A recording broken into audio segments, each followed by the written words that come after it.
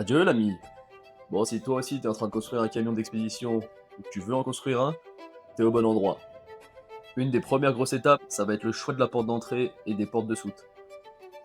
Alors tu peux te diriger vers le commerce. Si tu cherches des standards type camping-car, alors là t'auras pas de soucis, tu pourras trouver un peu tout ce que tu veux. Par contre, dès que tu commences à être hors catégorie, alors là c'est mission impossible. Ou alors c'est à des prix exorbitants. Du coup, on a décidé de tout fabriquer nous-mêmes. On va fabriquer la porte, les portes de soute, on va pouvoir choisir nos dimensions, l'épaisseur et nos matériaux. Et en plus, on pourra utiliser toutes les coupes qu'on a déjà faites. N'hésite pas à t'abonner, à liker et commenter, ça fait toujours plaisir. Et bienvenue sur notre chaîne X Horizon 8. Allez, c'est parti. Donc on commence à découper les U de 1,5 mm d'épaisseur qui vont nous servir pour faire les cadres, avec des belles coupes à 45 degrés. Et pour pas changer, on dégaine la colle PU, on en met des deux côtés pour que ça plaque bien de chaque côté de la cloison.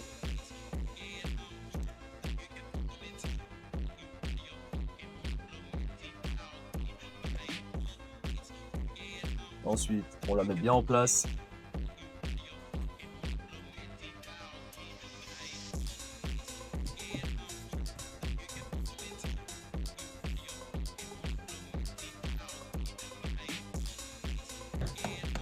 Quelques petits coups de massette pour bien caler les angles.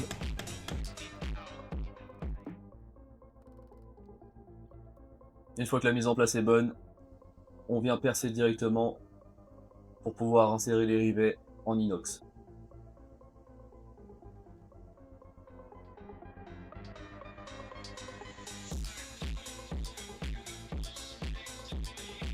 Et on réitère l'opération pour toutes les ouvertures du camion.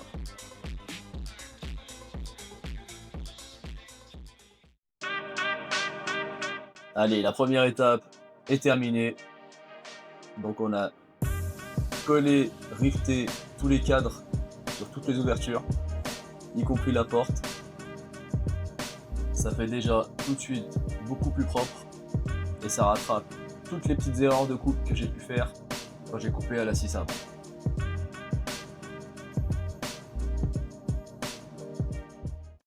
Bon, c'est pas tout, mais maintenant il faut s'attaquer aux portes. Donc là, ça va être une autre histoire. On doit calculer exactement le jeu qu'on va avoir de chaque côté. On va devoir aussi vérifier à 100% l'équerrage, parce que si la porte n'est pas d'équerre, ça va se voir directement et ça fera vraiment dégueulasse. Donc là, les mesures sont hyper importantes. On met plusieurs fois en place, on vérifie pour être bien sûr.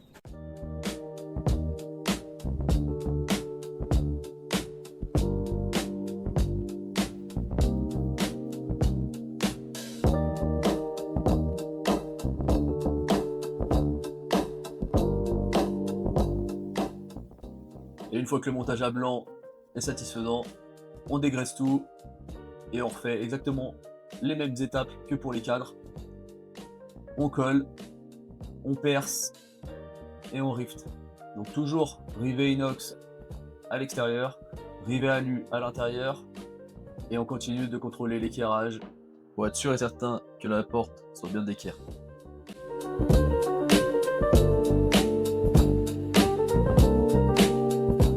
Autre élément important qui va assurer le bon fonctionnement de ta porte et aussi sa solidité, c'est la charnière. Nous on a choisi une charnière piano en un seul tenant, ça permet de répartir la charge sur toute la longueur de la charnière.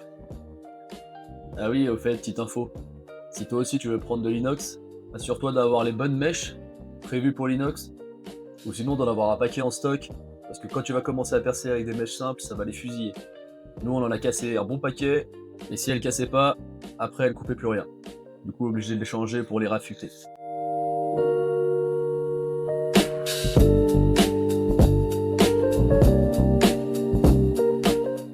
Bon, une fois tous les accessoires fixés sur la porte, on vient la placer pour justement pouvoir la centrer, vérifier les bons écarts des deux côtés, et on règle aussi la profondeur.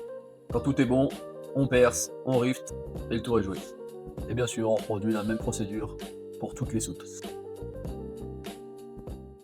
Ferme, on va.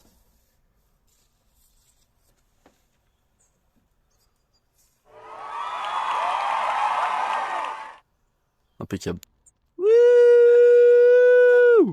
Et maintenant, on attaque La dernière partie, bon, c'est pas la plus petite et c'est pas la plus simple. Comme je t'ai expliqué dans une précédente vidéo, on a décidé de la faire en 2 parties parce que, évidemment, j'avais un peu zappé l'ouverture et j'avais pas envie que ça me cache la moitié de la fenêtre du salon. Donc du coup, j'ai décidé de faire une ouverture vers le haut et juste en dessous, la porte qui va venir s'ouvrir en latéral, donc qui passera juste en dessous de la fenêtre. Comme ça, on garde l'entièreté de la lumière dans le salon et on pourra quand même laisser la porte ouverte quand on a besoin.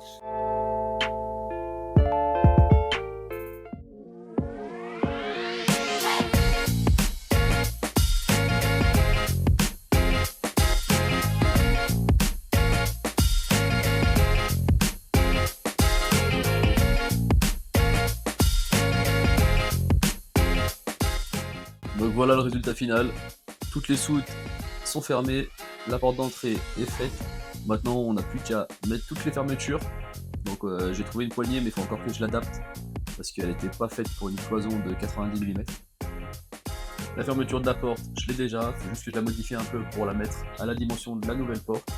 Et on pourra venir mettre nos butées juste derrière, mettre les joints pour que ça soit bien étanche.